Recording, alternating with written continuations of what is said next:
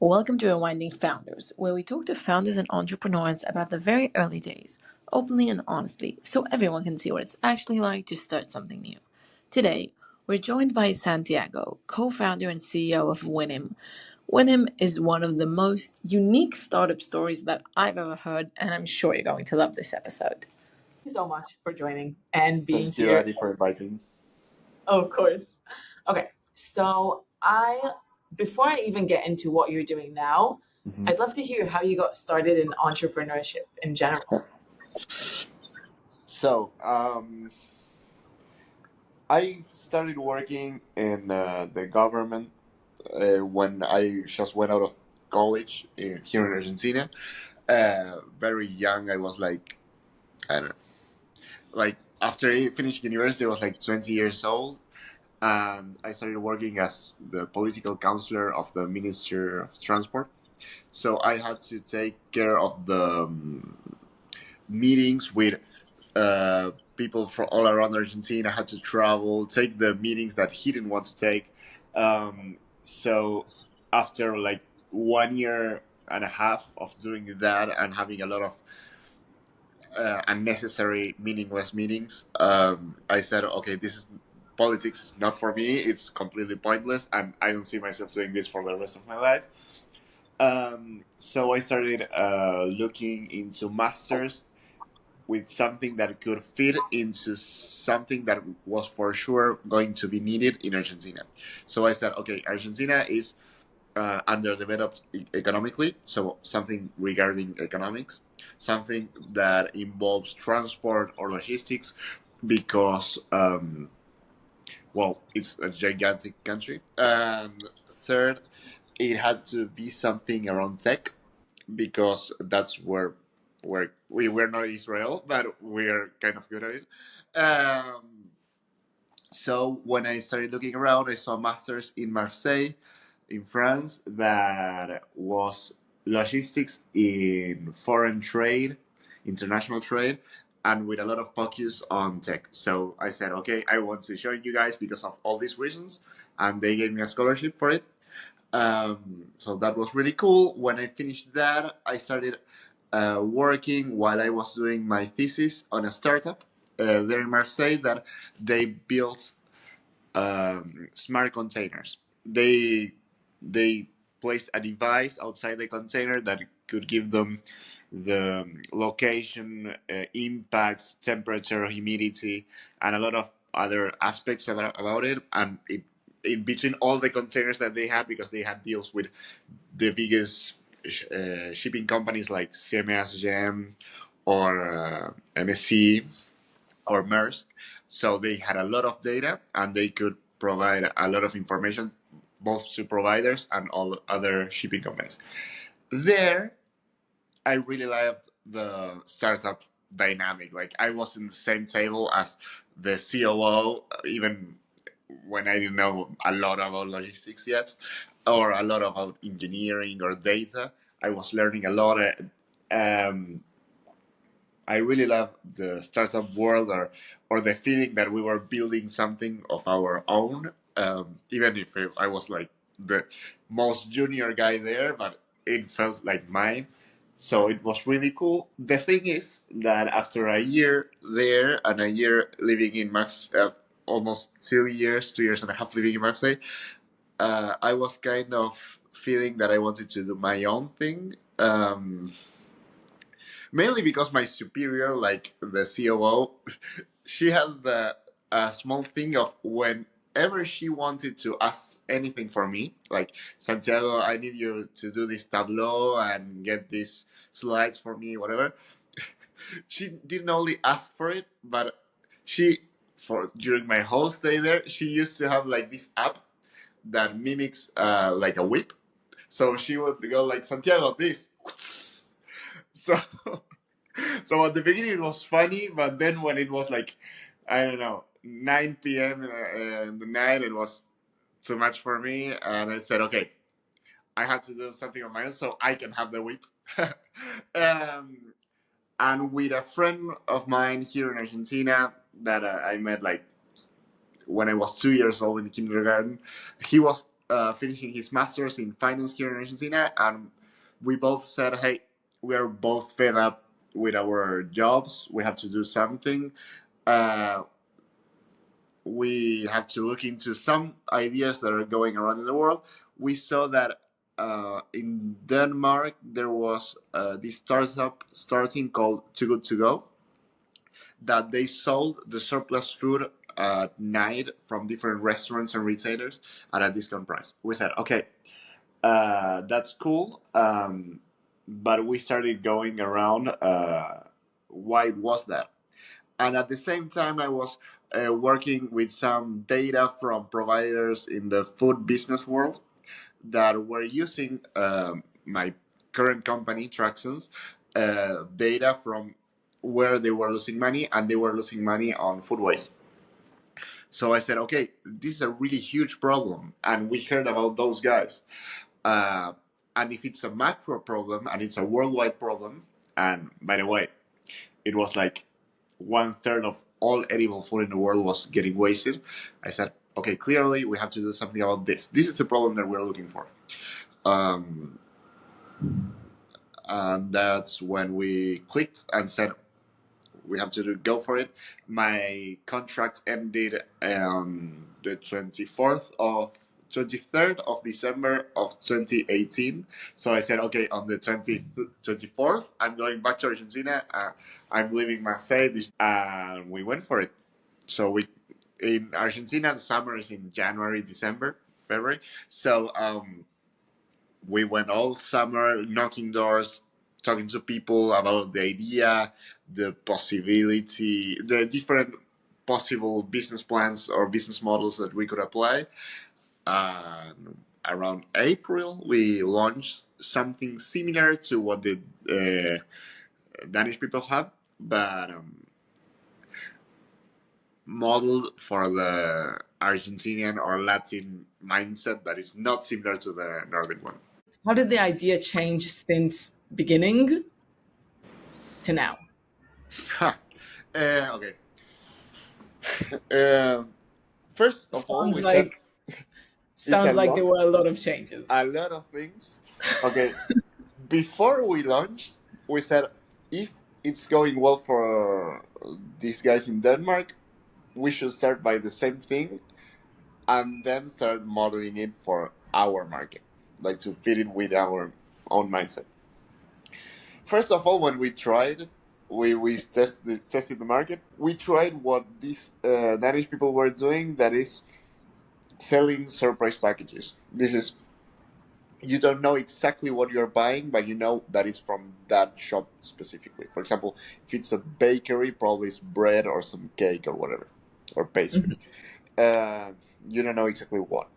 The thing is, in Argentina, are kind of trained against possible scams, or they really want to know what the deal is or what they're putting their business or money in, and it wasn't exactly fitted for the surprise package. People said, I'm going to get scammed, or they will send me whatever instead of what I want. So first of all, we had to change that. That was by January 2020. And the big shock there was that by February 2020, we were looking at Europe or Asia and discovering lockdowns. So what was a purely takeaway restaurant or a retail business model couldn't exist if the lockdown was going to get to Argentina because of COVID. So we had to change like 180% our business model or our app because of the delivery service that we had. We had to create from scratch a delivery service company similar to what Gorilla was, or what I don't know, Deliveroo in Europe. So we had to change that.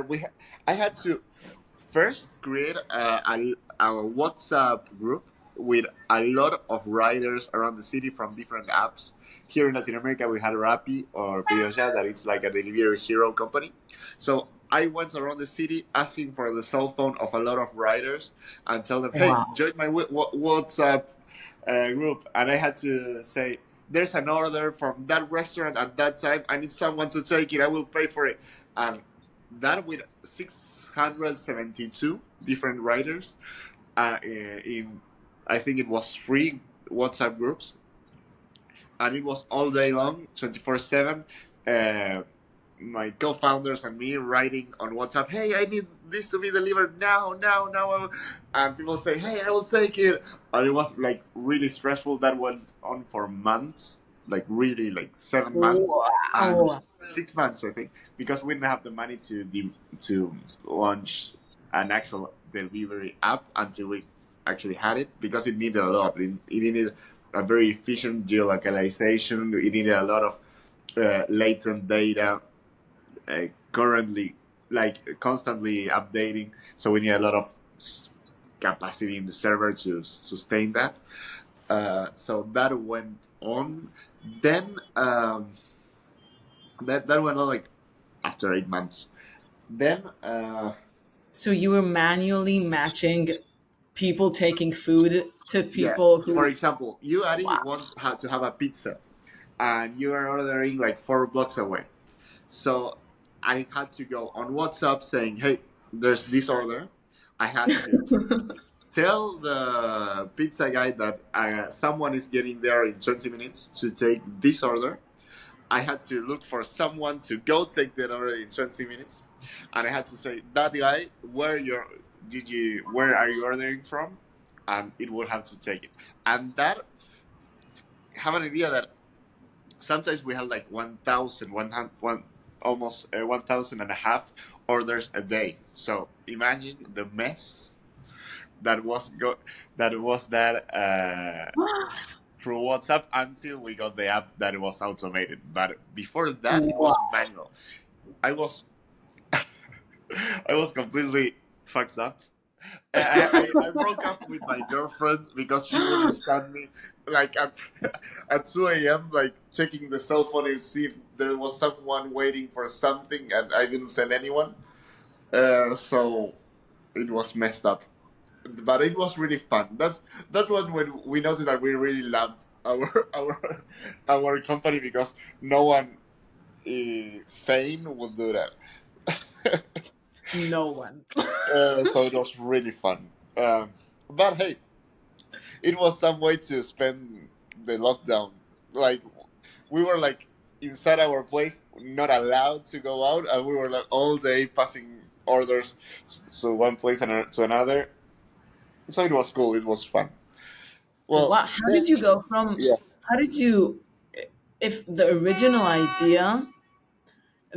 idea seems very far from that, even, right? No, it's not that far. So what we did was an app that, for example, that pizza place that you said, "Hey, I have 5 pizza pies that were left over after the peak hour, like 2 p.m.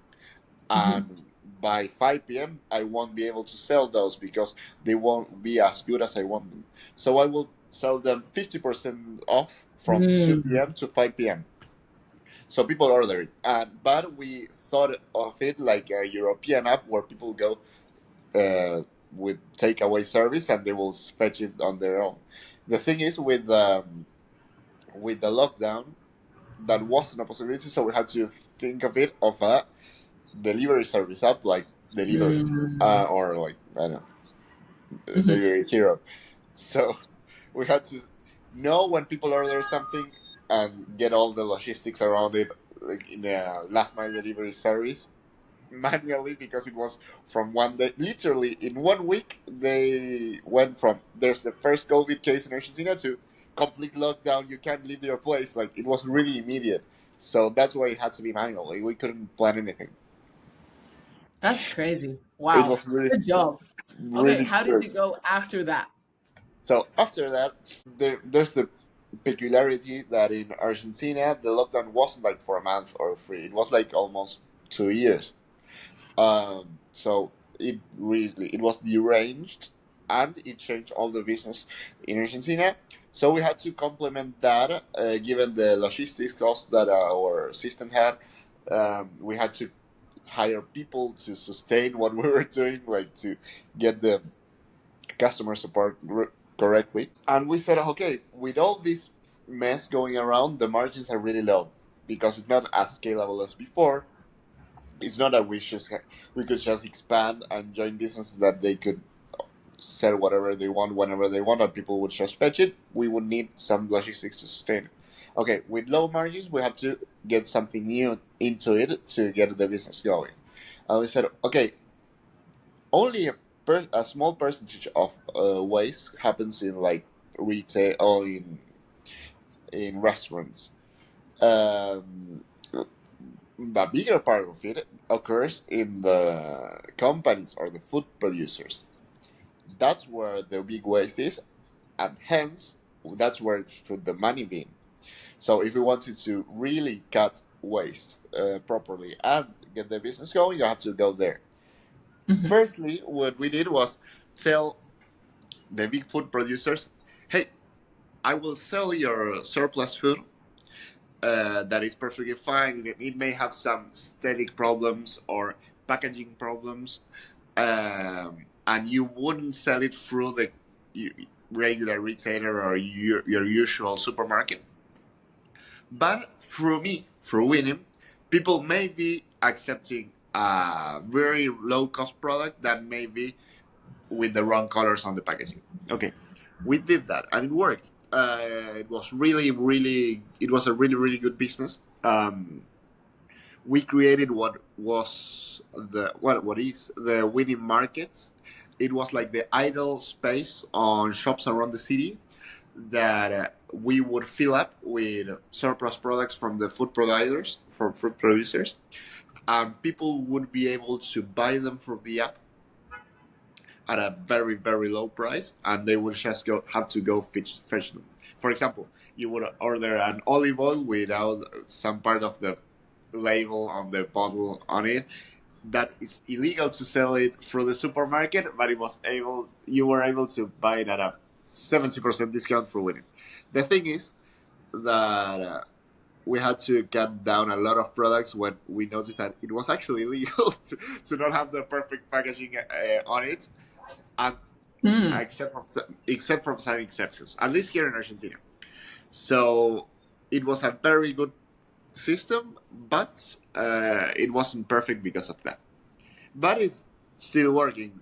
Like every day, I get like some logistics guy or some supply chain guy from some company saying, "Hey, Santi, how are you? I have all these pallets of X products. Do you want it?" Okay. Uh, well, that worked well. Firstly, in the first scenario, we were going to buy them and then sell them with a small margin.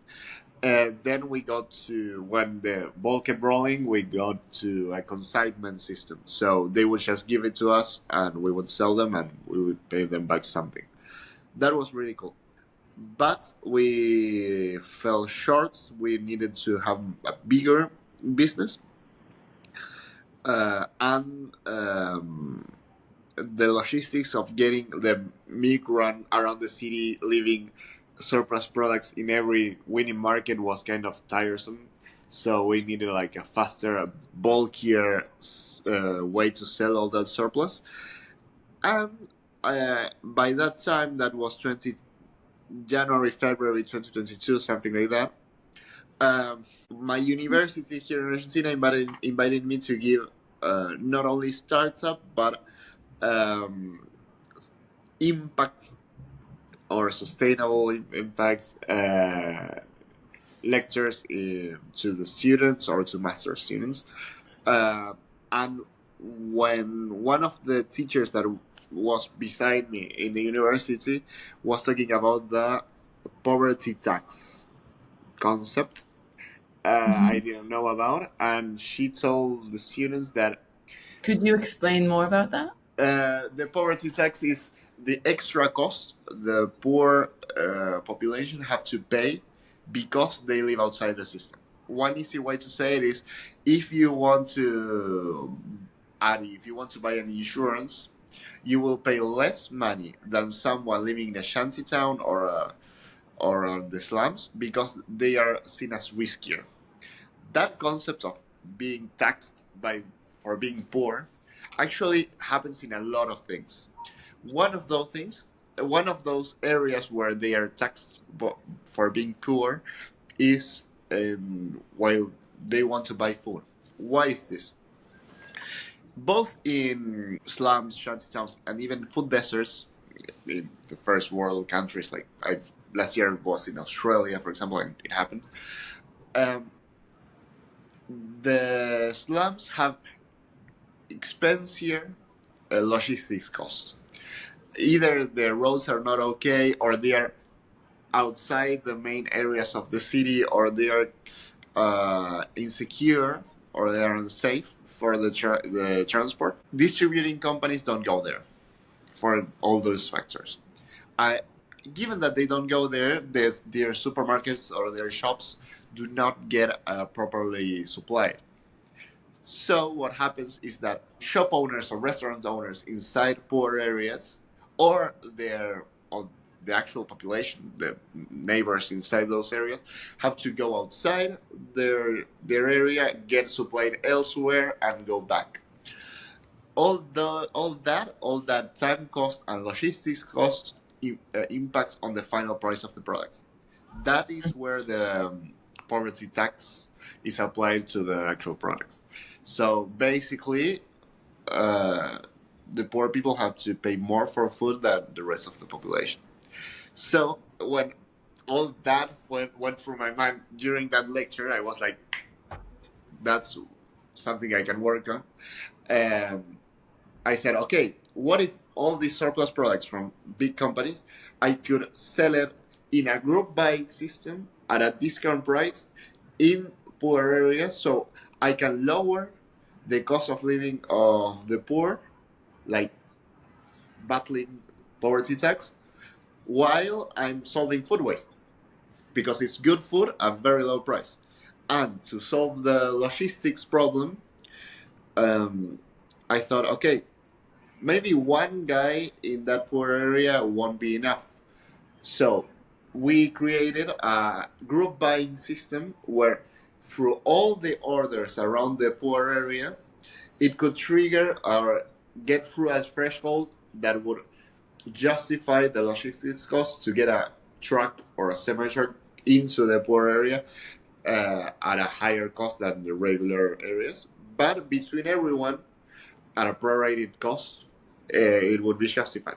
So it works. So we started supplying all the shanty towns around Buenos Aires or around the metropolitan area of Buenos Aires with that system while we were selling the surplus food from companies and food producers. And it worked really well. Thanks to that system, we got into Techstars, that is like accelerator. No, it's not here in Latin America, but it's in Europe. There's one in Tel Aviv, um, and it was really cool because it it's kind of hard for people in South America to get into that. So we were really happy. It's not as scalable as we thought it was going to be because the amount of effort or work that you had to put into the logistics or getting the system to get the people buying inside the poor areas was not as easy as we thought it was going to be because we were targeting, for example, the equivalent from, we call it bichas. It would be a favela in Rio. We thought that it was going to be similar. It wasn't. Favelas were kind of more unsafe or more difficult to get in.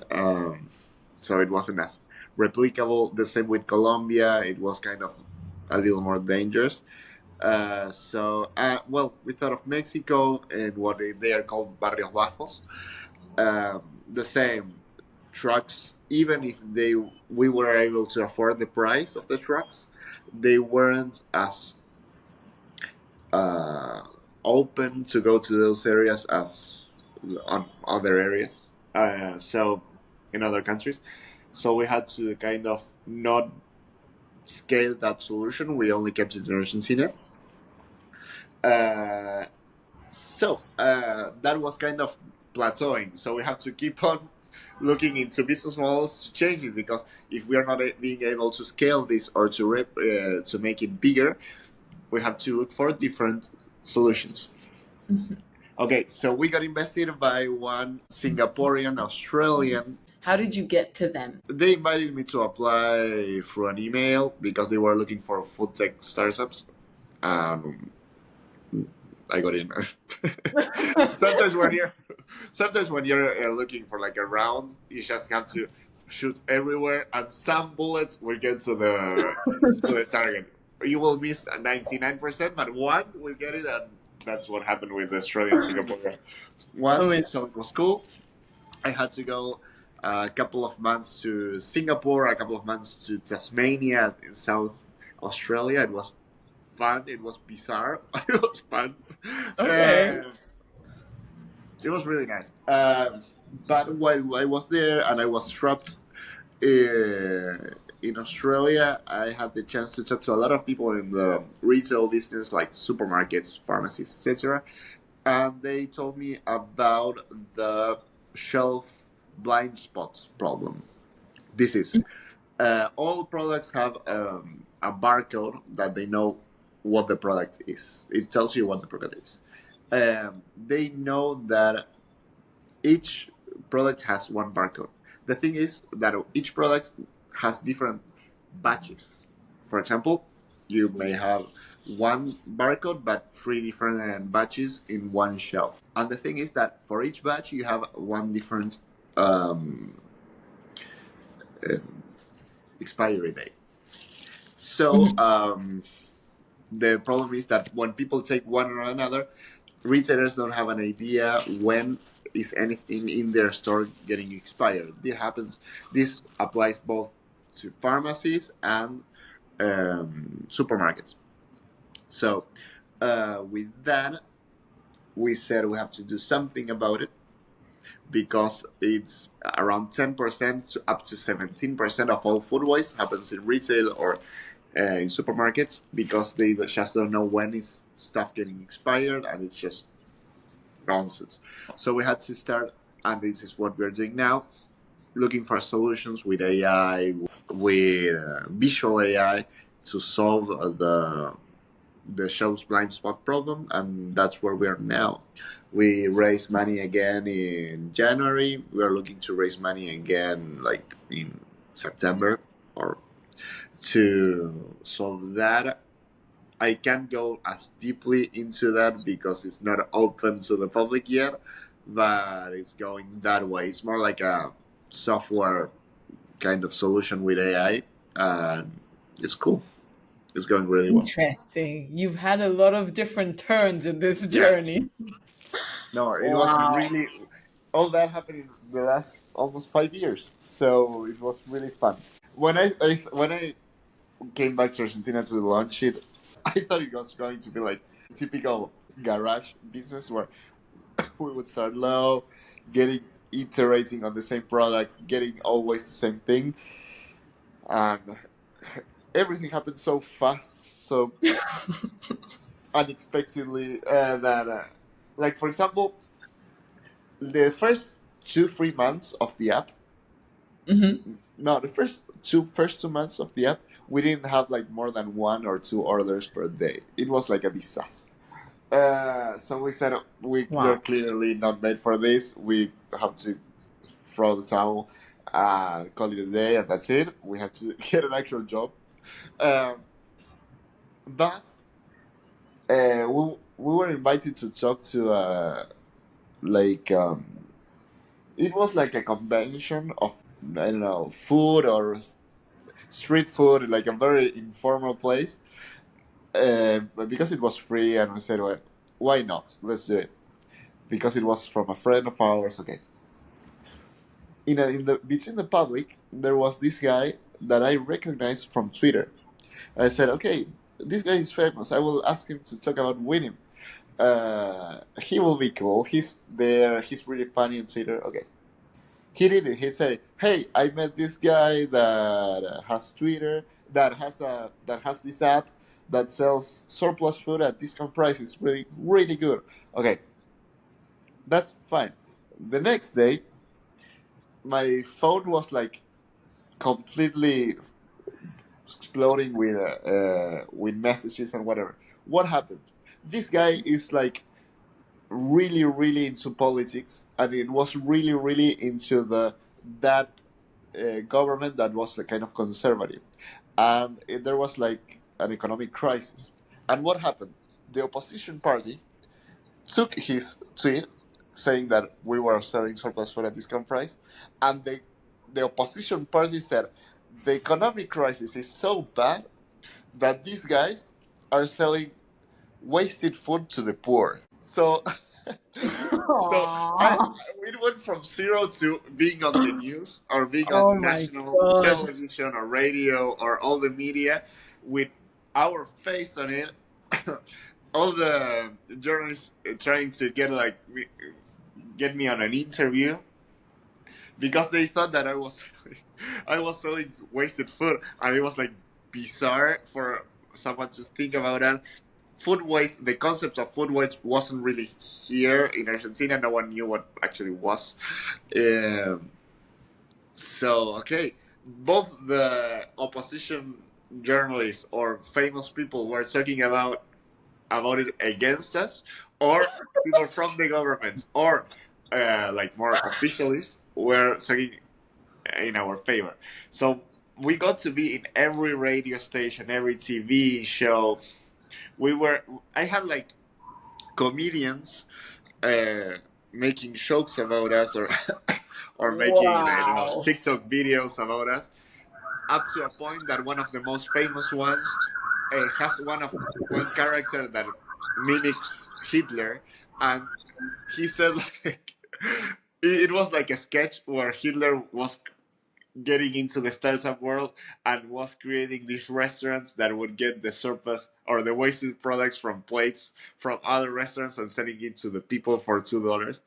Um, that went on national television with pictures of me or part or scenes from me talking in interviews, telling the exact same things that this guy was selling, supposedly dressed as Hitler. So now we went through everything, and that the cool thing is there's not such thing as bad press, and we went from like 20 restaurants in a small part of Buenos Aires to covering the whole city of Buenos Aires. We were the most downloaded app in 2 months in Argentina, like food app. They were the most downloaded one because of that, because everyone was hearing talking about us and wanted to download and try us. So it made us incredibly Wow. incredibly fast, and Were you prepared for that? Were you we ready were for that clearly kind of not prepared volume? for that because we went from one order to I don't know 300 in 1 month. We didn't have the restaurants for that. We didn't have the customer support for that. We didn't have anything to support that. So the growth went like this. That it gave us momentum. We could raise money because we were famous. Uh, and one guy from like he was the president of the stock market here in Argentina. He saw me on TV and he told me that the Pope was looking for someone to talk about food waste. The Pope is Argentinian, and he knew him from Buenos Aires. And he said, "Okay, are you willing to come to go to the Vatican?" He asked me for someone to talk about that, and I just saw you on TV. Are you up for that? Yes. So I went to the Vatican to do a conference about food waste from WINIM's perspective. Uh, it was really cool because it kept us going on the momentum, That's and it kind insane. of washed our face, and no one else talked like meanly about us because everyone understood that we weren't feeding the poor with waste. It was just surplus products that weren't sold, and that's it. So we kind of got into a good place, and we got to be known in a good sense. Wow. So that's only like the first 6 months of operating. Like the Pope, the media, the president talking about us, the opposition leaders saying nasty things about us. All that was really fast. It was really fun. Really fun. The Oh first my time God. we raised money. How did you even channel that into actual, like, I would assume that when you go from no orders to a ton of orders, like things break. A lot of things broke. Like it was, we were like having I don't know, a pizza between us founders. I was like, what the fuck do we like? People were getting into the app like massively, and we had like 20 restaurants in a small neighborhood, and everyone else around the country was trying to order stuff, and there was nothing in there for them to order. We got insulted in Facebook, Instagram, Twitter. Hey, these guys are scammers. They are making money laundering because they are offering something that doesn't exist. Where are they getting famous from? Where do they get their money from? We have nothing. It's not fake. It's just what it is. So yeah, it was really really tense. But looking backwards, it was very fun. Yeah. How were you feeling then? Were you like, okay? Eh, okay, the it's not the word clearly. Um, I understood that it was a good thing for us, even if they were talking badly about us. So I had to be surfing the wave, not getting crushed by it. It still was really stressful. I wasn't able to sleep. I couldn't sleep because of the amount of work that we had. Um, but I knew how to handle it because of the opportunity and momentum it was giving us. It was like a miracle, a Deus Ex Machina kind of solution to what we were suffering the last 2 months of since we launched, because we went from how do we pay for marketing? We have no money. How do we make it known? How do we make people to order from us?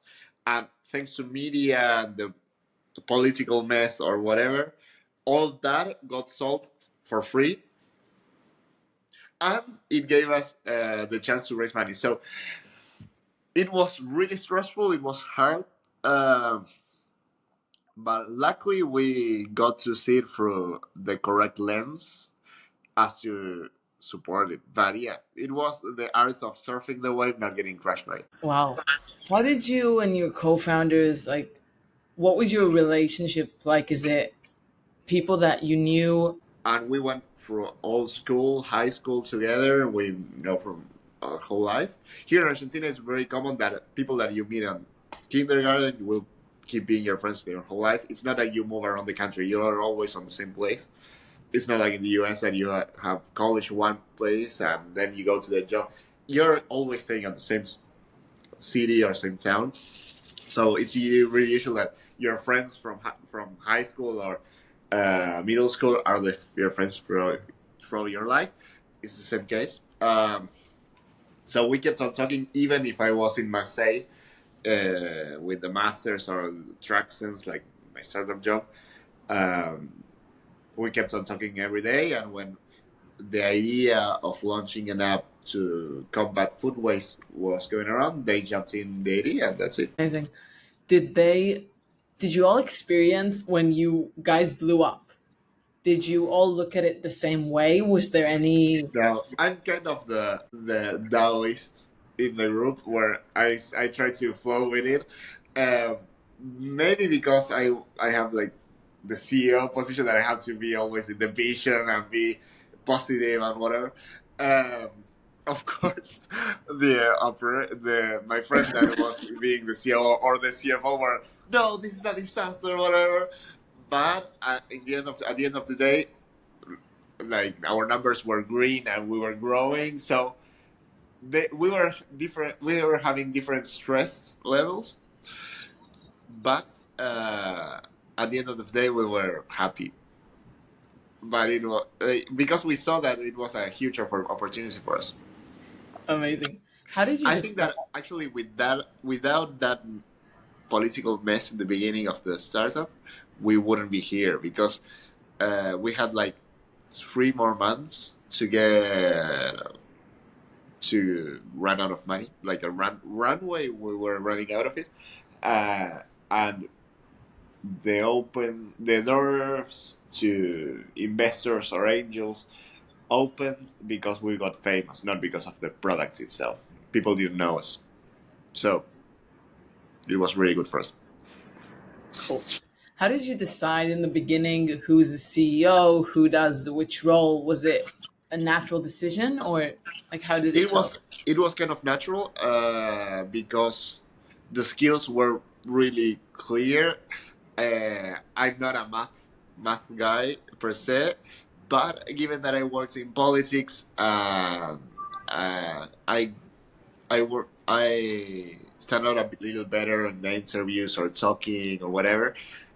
I had more like the team management on board. I knew how to speak better English or French than them. So the others have a finance masters or worked in agribusiness stuff. So they were more like in operations or finance. So it was clear that I was going to be CEO, he was going to be COO, and the other the CFO. So it was kind of natural because of the skill set. Interesting. Wow, your story is insane. Like I would think to myself when like waking up to that amount of people contacting you must be It was incredible. Like the first 2 days where people uh-huh. were like, like I I remember having to uh, dismiss a lot of calls because people were calling me one after the other all day, like from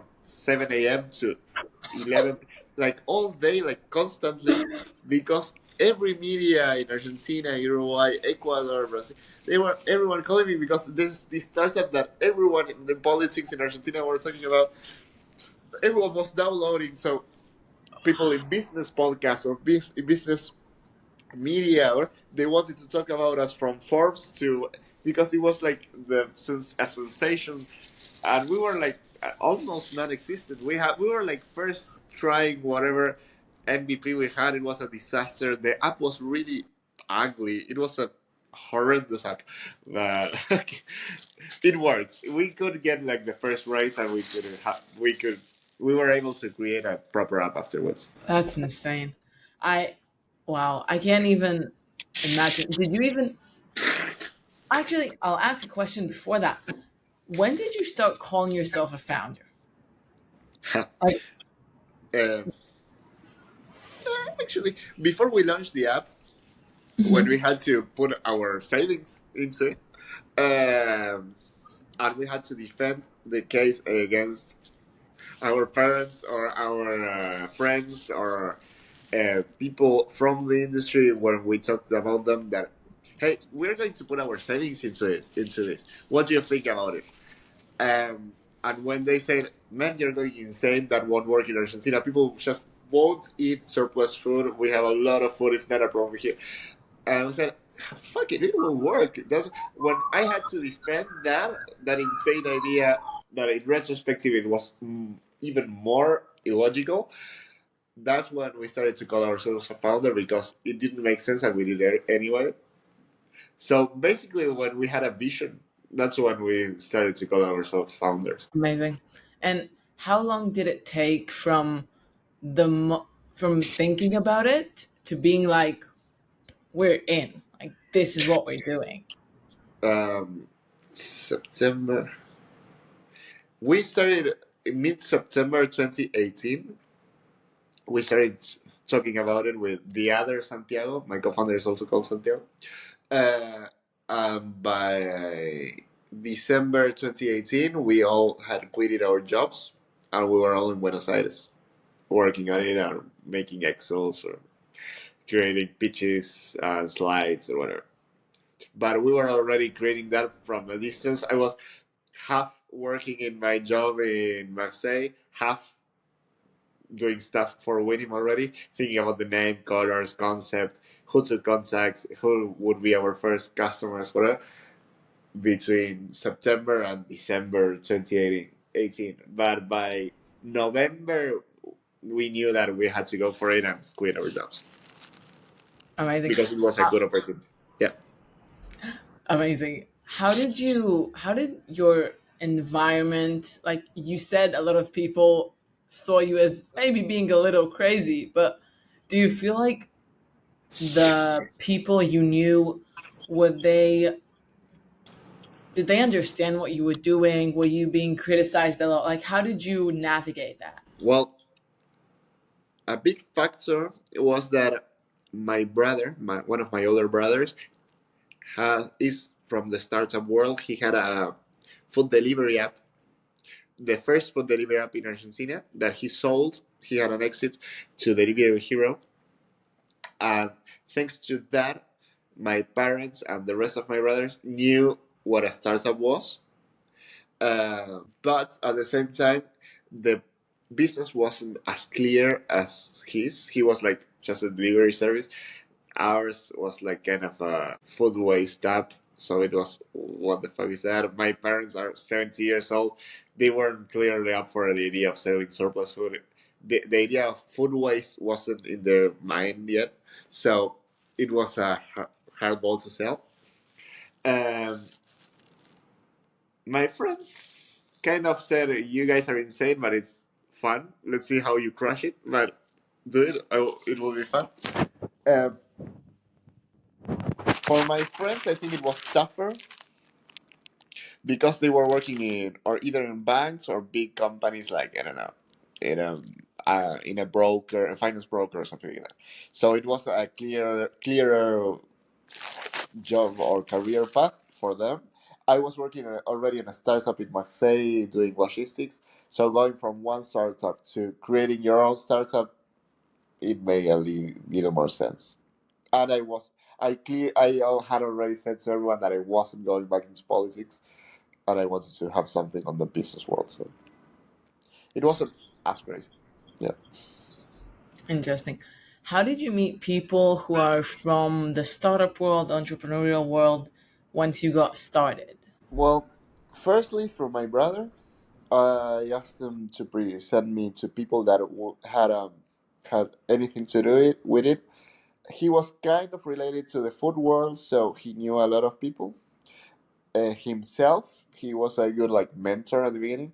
Um, then in my university, they are really business prone. Like in Argentina, they were really business prone, and a lot of other alumni from the Tela School University had startups or had their own businesses, so we could get to this world through them. And luckily, because of this momentum for the media or anyone, they talked to us, and we got invited to, I don't know, Endeavor, that is kind of a group of startup people in Argentina. We got into different smaller accelerators or programs here because we were kind of famous already. Um, so thanks to that mainly. Cool. Do you remember anything funny or crazy or weird that you did in order to get an investor or a partnership or like anything like that? Well, a lot. Well, our first big deal was because we did something with a company, was because we did something insane. First, it was the first big company that opened their doors for us to get like their surplus products. We said like in an exploratory way, "Hey, how are you? We're from WINIM. I want to go to your office and tell you about what we do. We sell your surplus products to people around the city for WINIM markets." Okay, cool. So they sold like um, flour or pasta, dry pasta products. The big company, really big company that sell mainly flour and pasta products for the whole city and for whole the region. They sell it in Brazil, Colombia, etc. Okay, so it was a huge opportunity. Uh, I had to give it all. I got to the office. It was our first sale to a big company. Before that, it was restaurant chains, and it went really well. And the guy started asking me, "Hey, so when can you do it? Whenever you want." Like thinking that it would imply legal stuff, contracts, calls, another meetings, board approvals. Okay, whenever you want, whenever you're ready, we're there for it. We will solve any problem that you have. Okay, And then I said, okay, we have all these products, like, I don't know, 4 pallets of flour that we have to sell today. And let's give it a test with that. Can you get there by 3? It was like 10 a.m. I was like, I don't know what to do. I didn't have logistics. I didn't have the money. I didn't have anything. So we had to go with our own cars. Or I, for example, asked the car from my parents because I didn't have a car. And we had to go like with our cars to get into their hubs, logistics hubs, get all the cars completely filled up with flour. Like, imagine like broken package flour. Imagine the whole car white because the all that to get the first deal up, and we have to go back and forth like 50 kilometers away from Buenos Aires, where the hub was, to the different supposedly shops that were to get us. The thing is that we didn't have shops to leave our stuff yet, so I was working. I was a volunteer in a football club here in Buenos Aires, and I asked them, "Hey, I have a lot of flour to have to leave somewhere. Can I leave it in your dress room from the football players?" Yes. So we filled the this football club with flour, like 4 pallets of flour, all messed up, all broken. So we made a mess all in the football club. Uh, all that to get our first deal, and it was good. We ended up losing a lot of money out of that first deal because we had to pay even if it was 50% discount for 4 pallets of flour is a lot of money, and we had to clean afterwards the cars. We had to clean the football club, but it was worth it. It was our big deal. Our big goal was there, and it was really cool. Like when people heard about the story, they were really up for it. So we told them this story to the rest of the companies and said, "Fuck it, we're in." So it was really worth it. And like that, we have a million. Wow, that is insane. It was really fun. It was really fun. I still remember us trying to drive covered up with flour like this through the highway. It was really crazy. I'm sure Getting that if I go flowers out through of everywhere. pictures, I will. What did you say? I'm sure that if I go through pictures with my cell phone, we'll have selfies all covered up in flour. It was incredible. That is wild. And then you use that stories with other companies. Of course, we said we will because to the other companies I will tell them the truth. If you have surplus, we will solve it anyhow. For example, with these guys, we did all this and we got the surplus off. It was sold, and they laughed and said, "Okay, okay, we'll do it." So it was, and of course, it paid off with investors because when we told them about us, we said we're really putting our minds into this up to the point of, and we told them the story of going around the city covered in flour, people laughing at us because we were all white. But yeah, it was really fun. That's insane. Where do you think the motivation to do that comes from? Like, to go on this journey that obviously was not easy for you. Like, it was not simple. Yeah, There was a lot of different places to quit in a sense, but you still yeah. stuck with it. Why do you think that is? Once at the beginning when we started, because we really, firstly because the vision was really there. We said it's a huge problem that no one is fighting or no one is solving, and we got like the first one. We are the first ones trying to do it in Latin America. There was no food waste startup in Latin America. Given Latin America being a huge food hub for the world, so it was a big opportunity. That for until like the first raise of money or the second one where he said, "Okay, we're a proper business." Then when all the stress gets in and saying, what are we doing? This is clearly impossible to pull off. Um, I think because I'm really stubborn, and I said I won't give in. Whatever I do, I will keep on going. There was a million times that as founders weren't getting paid. We didn't have any money. I was, I don't know, 28, 29. I was still living with my parents.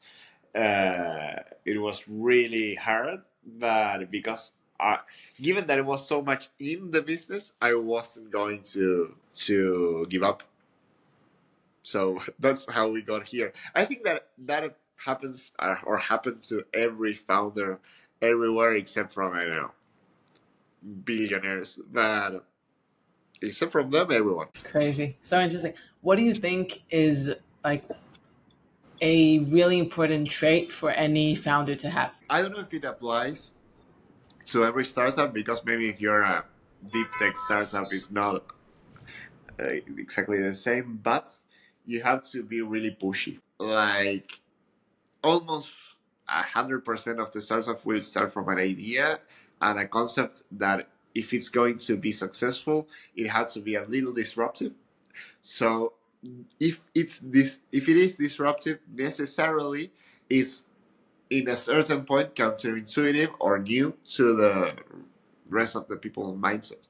So if you're not pushy and you bother people until they accept your idea or at least try it, you're not getting in there. The same is, you have to be able to accept that you will going to crush it sometime. You will have to pivot. Except you're really lucky. I don't know anyone that's lucky to have never pivot or have any problems. So you have to be really pushy. You have to be really stubborn. You have to be convinced about what you do, and that's kind of it, I think. Yeah. Okay. And mainly, you have someone in your team has to be a glass half full guy, because if not, it just won't work.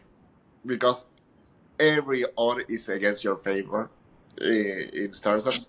So if you're looking everything logically or in a game theory lens, you will clearly going to give up, because it's the same thing to do.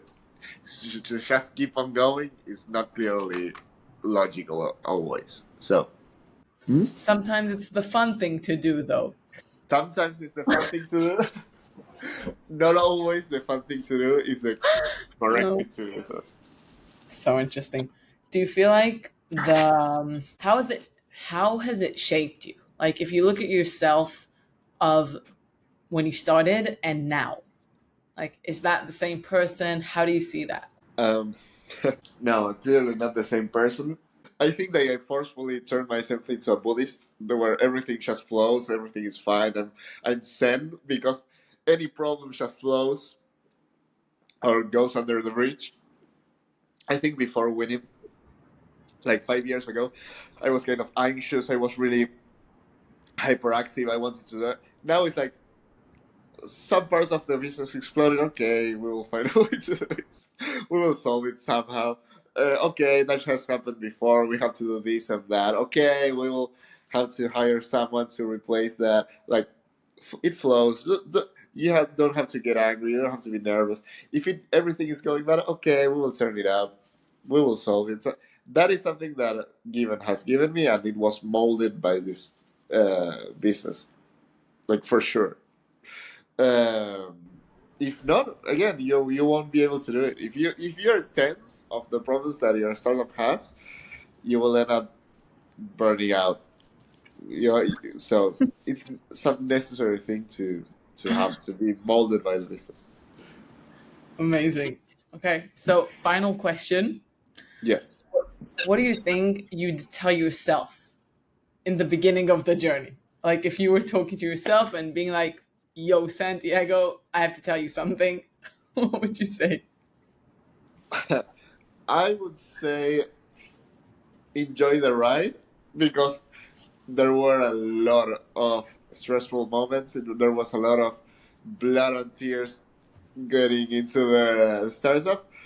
Uh, every time that we were running out of runway, every time that we were about to crush it, like constantly, every big deal that we failed to land, it was hard. But in retrospective, even the ones we failed were kind of fun to fight for. So and we pivoted like a million times, and every time was hard to do. So I would just say, enjoy it, man. Everything will be fine. Even if it doesn't work out, it's fine. We are the if the business is going well anyway, so just enjoy. Good luck, brother. Exactly. Like everything will be fine. Just go for it.